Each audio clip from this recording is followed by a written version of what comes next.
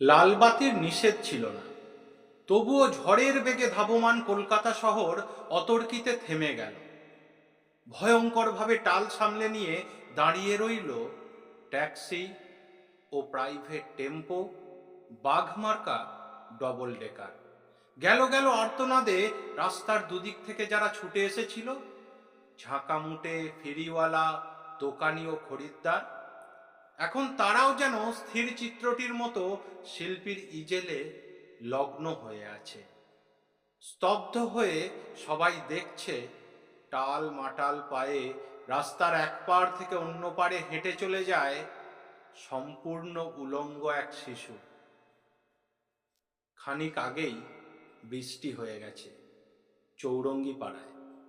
এখন রোদ্দুর ফের অতি দীর্ঘ বল্লমের মতো মেঘের হৃৎপিণ্ড ফুঁড়ে নেমে আসছে। মায়াবী আলোয় ভাসছে কলকাতা শহর। স্টেট বাসের জানালায় মুখ রেখে একবার আকাশ দেখি, একবার তোমাকে। ভিখারি মায়ের শিশু, কলকাতার যিশু, সমস্ত ট্রাফিক তুমি মন্ত্র বলে থামিয়ে দিয়েছ। জনতার আর্তনাদ, অসহিষ্ণু ড্রাইভারের দাঁত ঘষ্টানি, কিছুতে ভ্রুক্ষেপ নেই।